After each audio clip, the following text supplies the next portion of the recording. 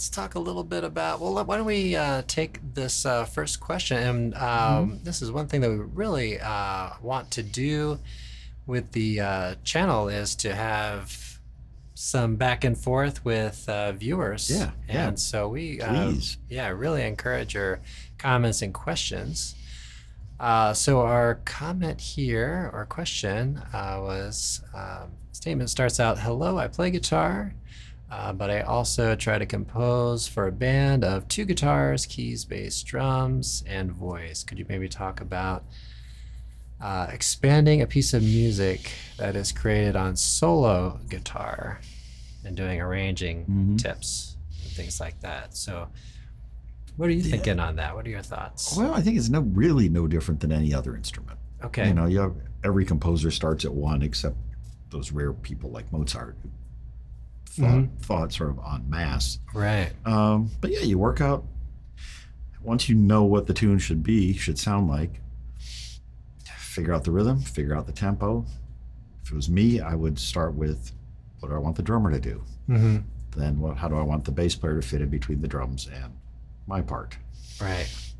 If I have a second guitar, what do I want? It's just really just stacking up part by part by part.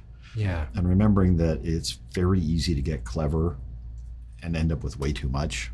Right. Right. You keep adding stuff going, wow, that's really cool. Listen, I got the, a sharp 11 over here and it slides in and it comes in. Nobody cares. Yes, keeping it simple Right. is going to be the tricky thing. So having really clear ideas of where you want each instrument to sit within the composition and sonically in the spectrum Right. of the sound as the song moves along. Yeah, yeah, absolutely. A couple of thoughts that just kind of came to mind as thinking about this. Oftentimes we kind of try to do on guitar what sort of the reverse, right?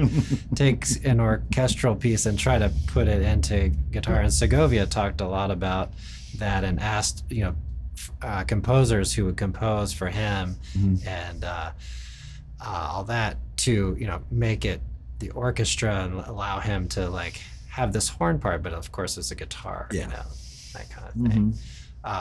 Another player who's excellent solo guitarist is Martin Taylor. Familiar with him? Yeah, fantastic. Yeah. God, he's so good. Yeah, that's just he's really made really got the solo thing really distilled into something that's really nice. It's really nice. It's beautiful. You know it's him when you hear him. Yeah. But it's not, some players do when you go, oh, I know who that is, and I really don't want to hear that. Because you're kind of tired of it or offensive. Yeah. Yeah, he always sounds very fresh. It's very bright. And he keeps like a really nice steady time. Sometimes that's one little complaint about, jazz guitar, solo jazz guitars. Sometimes it's kind of like maybe sometimes players try to do things that just don't, they sort of sacrifice the time element. Sometimes. Sometimes they're trying to fit so many. Again, it's so many interesting, intricate chord voicings and all the little notes, but the tune suffers, because the momentum sort of stops. Right. Yeah. Right. So we've all heard these players where it's like beautiful, beautiful, beautiful, and stop, noodle a bunch. Yeah. Yeah. Beautiful, beautiful, beautiful. It's this weird pause where things they think they're being interesting. Not very often. Right. Yeah. So finding that balance, working in that direction. So you're saying start with the drums, find the groove, right? Find the groove. Yeah, you have to have the idea in your head. Is this a Latin tune? Is this a bossa nova? Is this a rumba? Is this a straight up rock and roll tune? Is this a rockabilly tune? Yeah. What's the style? And that'll tell you a lot. Yep. Right there. Yeah. Because there is sort of traditional voicings on every style. And if you're coming up with something completely new, cool. Yeah. Send it to us. Want to hear it. Yeah. But start with a style and figure out what you want your rhythm section to do. Your drums and then bass, or bass and then drums. Either order. Yeah. Yeah. Because then you've got something really solid to build on, and you can sort of, I think of it like Legos. Okay. You have this really cool bass that you've built Yeah. that could be really fancy, but it's there and it's solid. Then you can kind of take bits on and off and move them Yeah. around. Yeah. And that's your foundation, And that's right? that's your foundation. You're building on this nice solid thing with the bass and drums, maybe keys. Mm-hmm. You know, Yeah, he maybe. did mention keys. Yeah, so you can decide where you want. It's your choice. You're writing it. Right. There's all these rules about composition. None of them apply. Write what you want. Yeah, if it sounds good, it's just good. Yeah. Yeah, that's it. And we've talked about this in the past. I encourage making noise on your instrument. Just sit and make noise, but I also encourage failure. Yeah, absolutely. You try it. If it doesn't work, you go, right, now I know what doesn't work. Yeah, one learns more from the failures than they do Absolutely. their successes. Yeah. Absolutely. And that applies to almost anything, really. Pretty much everything. Yeah. Yeah, except race cars. Yeah. Don't want to fail. It never ends well. Yeah, skydiving, race Skydiving, cars, yeah. maybe extreme sports in general. Yeah, but yeah, seriously, we'd love to hear what you come up with. Just go at it. Decide where you want to go. Decide what style you got in your head. And start working the parts out. Sometimes it's easier. I work with a lot of people, especially doing recording sessions, where they just hand me a chord sheet. Yeah. And I'm like, would you make something here? Right. Ask your bass player.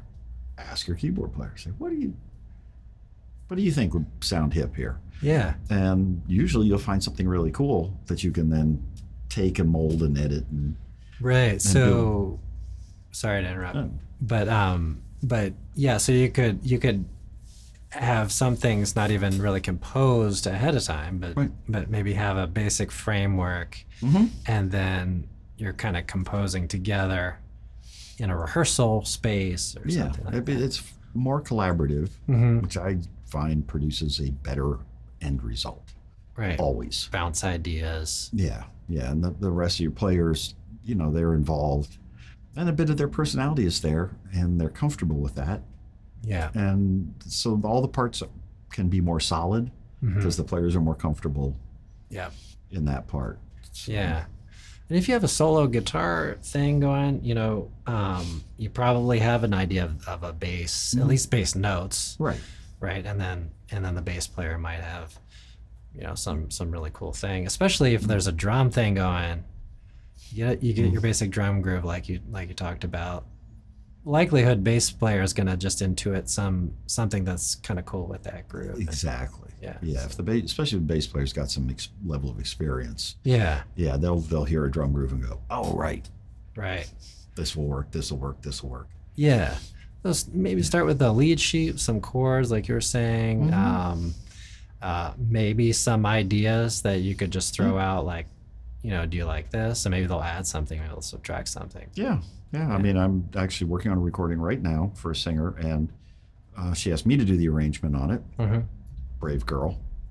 And what she did is she sent me about a dozen audio clips. Okay. It said, this is the song.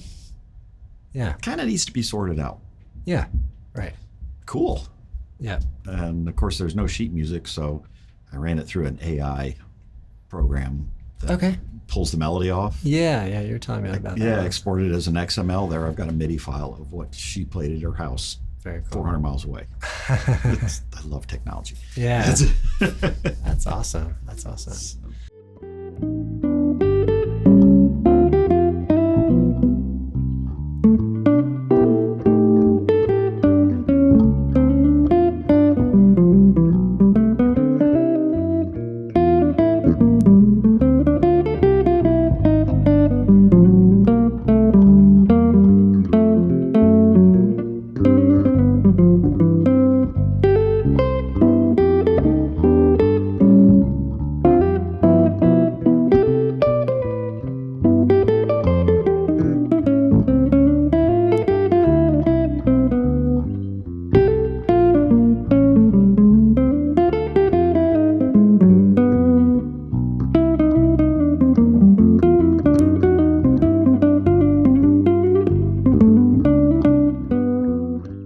Let's think about this tune a little bit. Yeah. St. Thomas.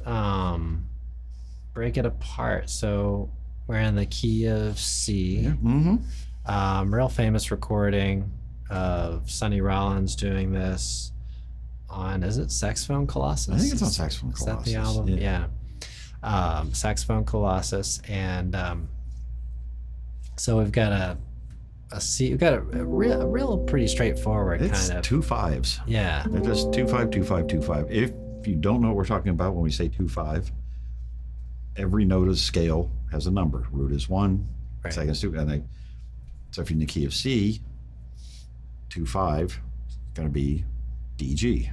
Mm-hmm. So it's really 2 5s moving around different key centers. Yeah, exactly.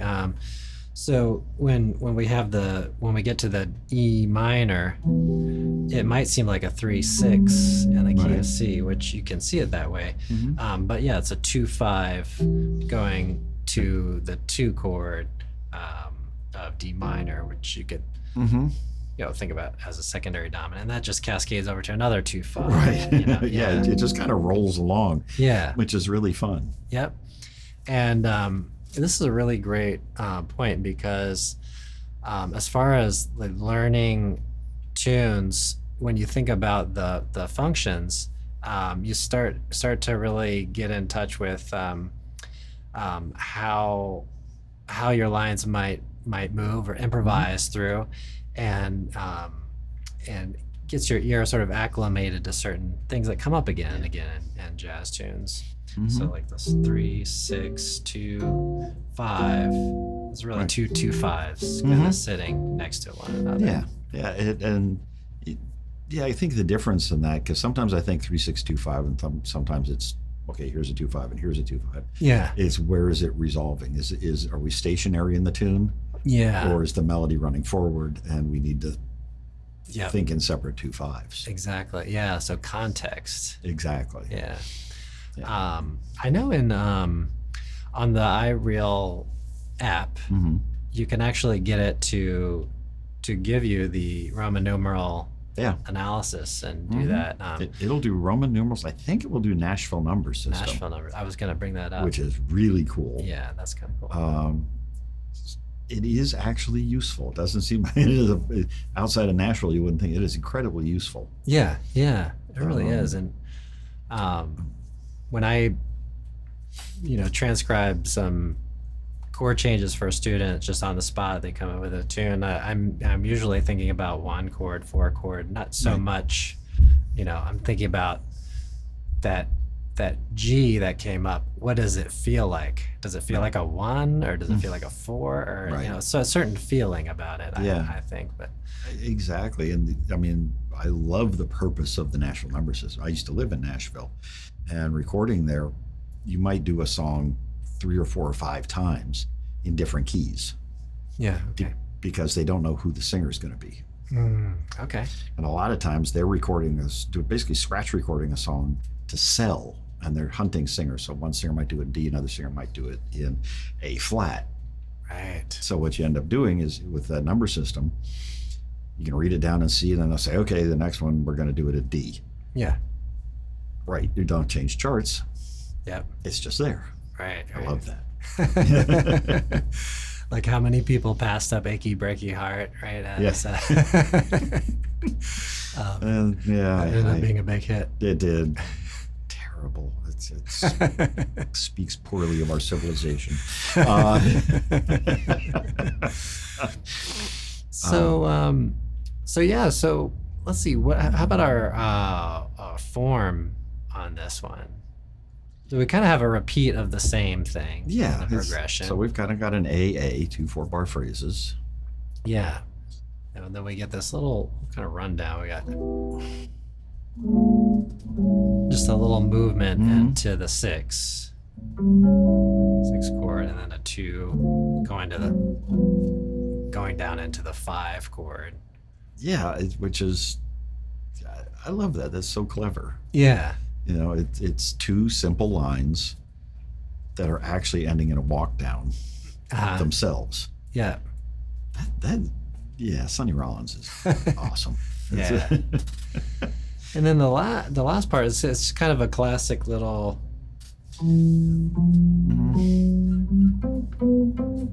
Yeah, and it's Get that.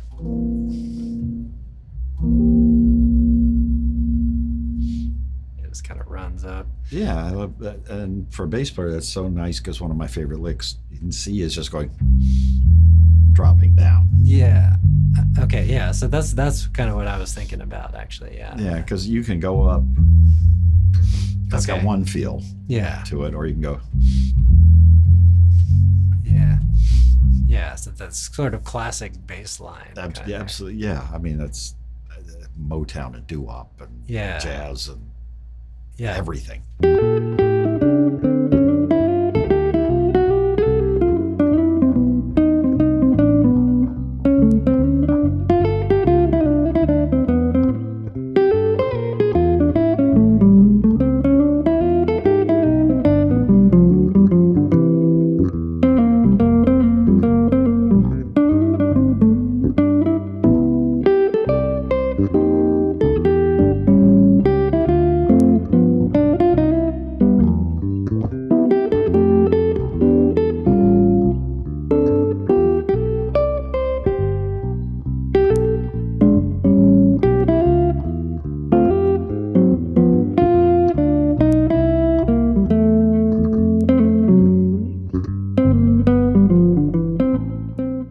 So speaking of that, and those genres and all that, I've been checking out a little bit of Carol Kay and just trying to learn a little bit more about her, and not necessarily so much her life, but her career, Mhm. and all that. But I know she's from kind of the West Coast. Yeah, she is LA person. Yeah. And I found out that she played guitar in the studio for 6 years before she ever picked up bass. Yeah, yeah, she Well, was I don't know if she ever picked up the instrument, but ever recorded right. professionally. Yeah, and she became a bass player because the bass player didn't show up Right. on the gig she was on. Exactly. Yep. And then she really liked the role Mhm. and was really good at it. Really, really good at it. Yeah. A lot of classic recordings, Mhm. Beach Boys. But she was also playing jazz in local area jazz guitar and stuff, which Yeah. is just really kind of cool. Yeah, she did lots of club dates around LA. Mm-hmm. But she was, if you look her up, look at her website, you can take lessons from her. You probably saw that. And Yeah, she has a she has a- great Facebook feed. Yeah, which Because is what I'm hooked on. sometimes a it's little very funny. Yeah. Because somebody will say, well, no, you couldn't have played on that. Because honestly, she played on everything. Yeah. Right? She played on Oh. everything. Other guys played on little things here and there. But somebody will be, you didn't play on that. And she will pull up her union book and her calendar. Yeah. And it's like, there. Yeah. You know.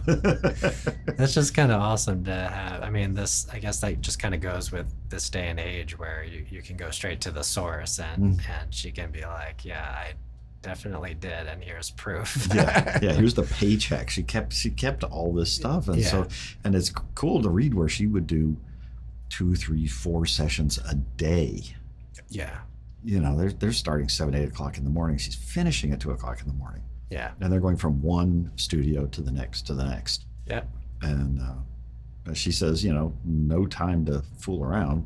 Yeah. You walk in, plug in, and go. Yeah. I don't know if have you read about her just talking about the cartage companies. No. She had a favorite cartage. If you don't know, you can look it up. A cartage is a company you hire to move your gear Yeah. for you.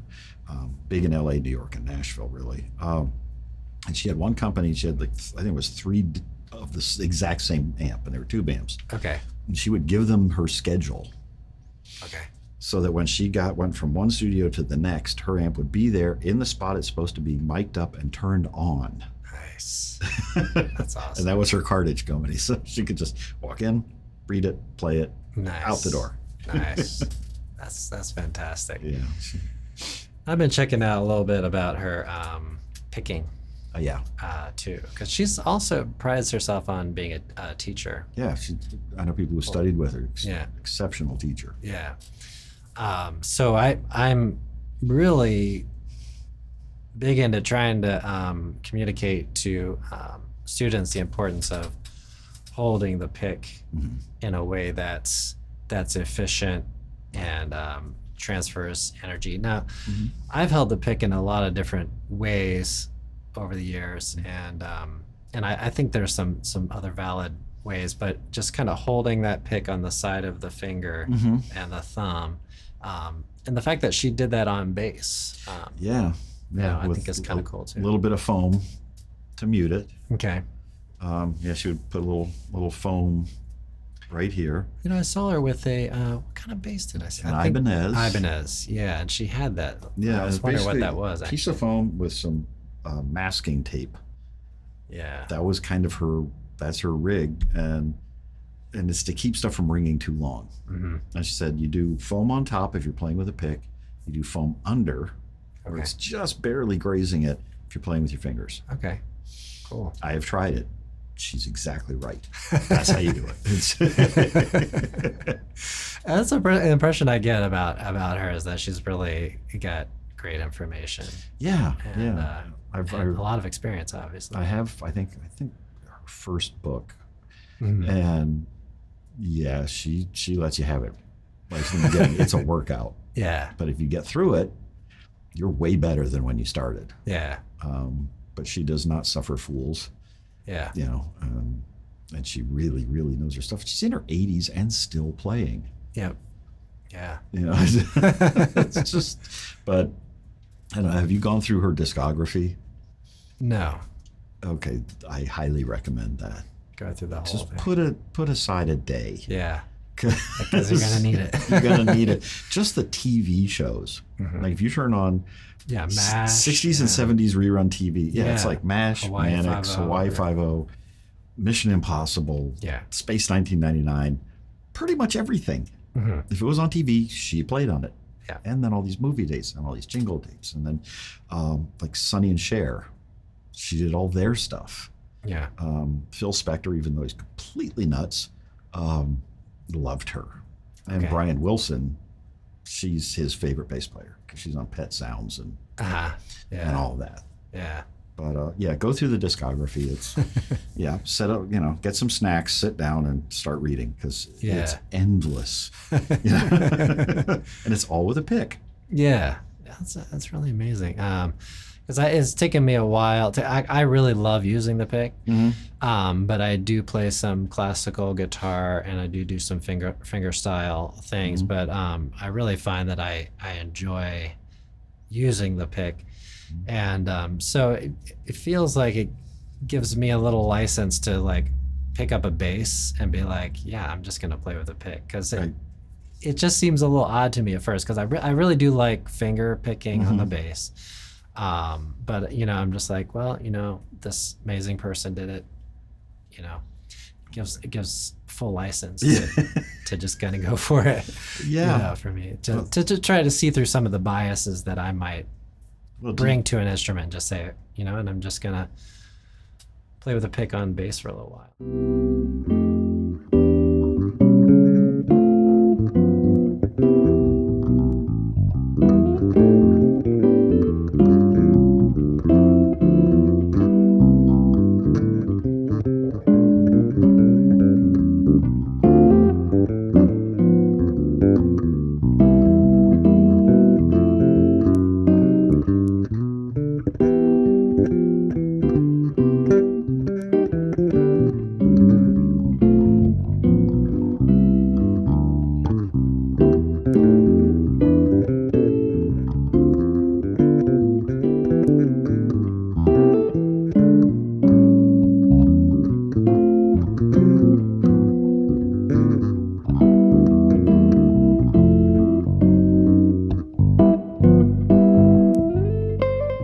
Do you find a different hand position is necessary?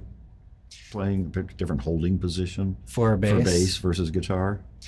Yeah, so I try on guitar. I'm most experienced doing picking on guitar. So especially electric guitar, muting the strings just becomes incredibly important. Yeah. And also I find that electric guitar. So like Jocko, how Jocko played, I try to adopt that finger style as well, just to control string. So I'll use these two fingers for alternate, and then I'll kind of rest the thumb on maybe a lower string, and then these two are on the next adjacent string. So Right. so like thumb, pinky. Okay, so you're Annular. really anchored. Yeah, so I'm anchored. Yeah, so I try to just generally really control strings, and I just kind of hop over if I'm playing Okay, bass. so it's kind of a version of the floating thumb Yeah. thing where you've got your hand. If I can stand here, where you've got your hand like this instead of anchoring like this. You get your thumb here, and Yeah. So it works if you practice it. Yeah. It is maybe not immediately obvious to most players because what you want to do is plant your thumb and dig in and push down Yeah. and then you're exhausted. Yeah, I did have to work at it for quite a while to get the thumb, ring finger, and pinky all on 3 different strings. It's funny. I've gone more the opposite direction. Okay. Because I learned to play coming from upright as a kid. Yeah. You anchor your thumb. On Okay, an yeah. upright, you kind of have to. Yeah. You know. Yep. You set it right on the side there. Yeah, because that's a big string you got to get moving. Yep.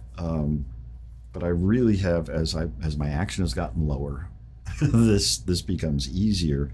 But it also lets me do kind of a modified guitar technique where I can do thumb 1-2.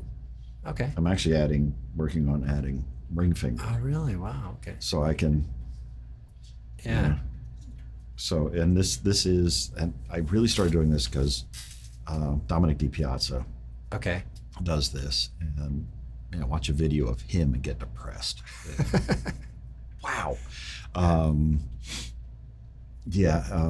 Some Hadrian Farad, he does a version of this kind of modified, Yeah. almost flamenco Yeah.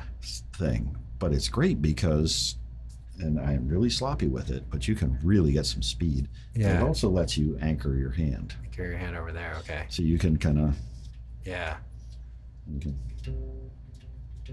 Yeah, that's cool.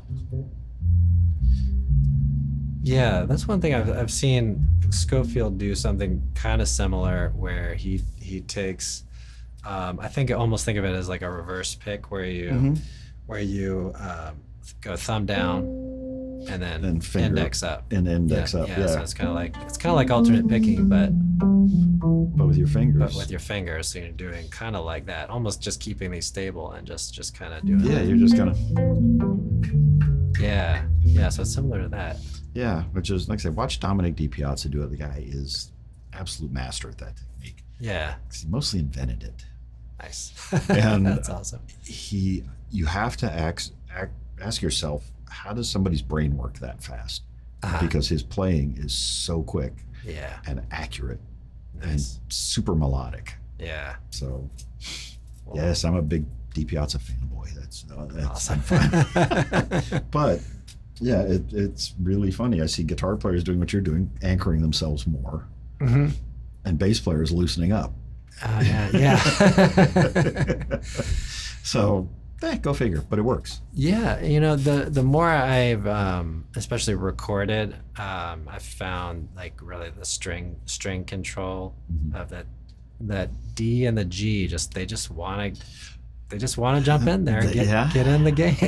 they want to sing along. Yes. And that's why if one of the other bass players I will listen to anything he plays is Anthony Jackson, and he does finger style. Yeah. Then he does muted with his Okay. thumb, Yeah.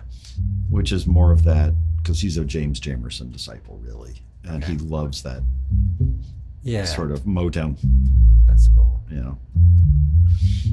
But then he plays with a pick Okay. and moves it Moves it play around. all over, but he'll do a lot of stuff playing with a pick. Yeah. Back here where he can mute it, and what I found is you can roll your hand back and forth Okay. to change the. I can Yeah. really play with the envelope of the note, Yeah. Nice. which is really a classical guitar trick Mm-hmm. because those guys they'll get a finger back there, they'll get their pinky back there Yeah. while they're playing, and will sort of control, go from a very staccato to a very open, Yeah. ringing sound. Yeah. Um, Yeah. It's a lot about getting different sounds, and the further back here, the brighter, and, Right. and then warmer. But yeah, you can get all sorts of yeah, things going. Um, we Well, should. Sorry, real ahead. quick. We should probably do an episode that does picking. yeah. Really go over it for both instruments because I could use it. Yeah. So, because my picking stinks. Yeah. I mean, I'm trying to get better at it as well, and I'm finding like I change one thing, and then I can do this one thing better, and then I can do this other thing a little worse. Right. Yeah. So it's like maybe I could change techniques for Yeah. for certain things. Yeah, that might make a good maybe a video for the supporters. Yeah, absolutely. Maybe we can do a Yeah. half hour, 45 minutes on just Yeah, picking on the two instruments. yeah, that's a great idea. Let's Yeah. do that. Cool. So sign up, subscribe. You'll be able to see that. Yeah.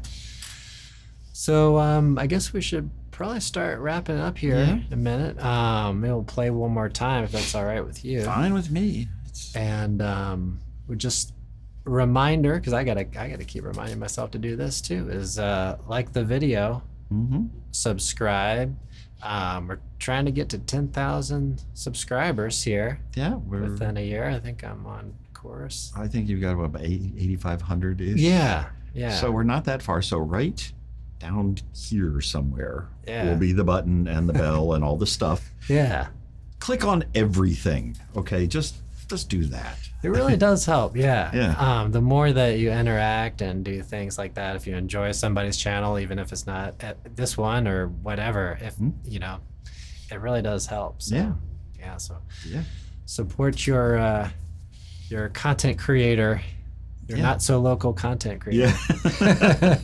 Yeah. Shall we? Now, this tune was actually, it says kind of swing Latin. A lot of guys do it as kind of a Yeah. bossa nova. Yeah. You want to do it that way to take Sure. it out? Sure. Maybe a little slower? Yeah. Yeah. Sounds Yeah, good. kind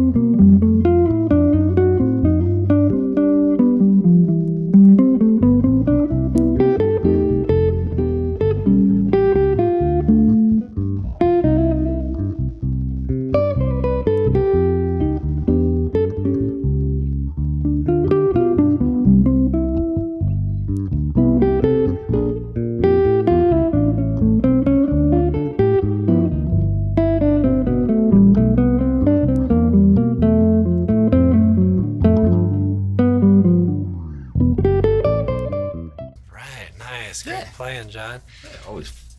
All right. Well, we'll see you all in the next one or the near future, and see y'all later. Have a great day, great practice session. Yeah. See y'all.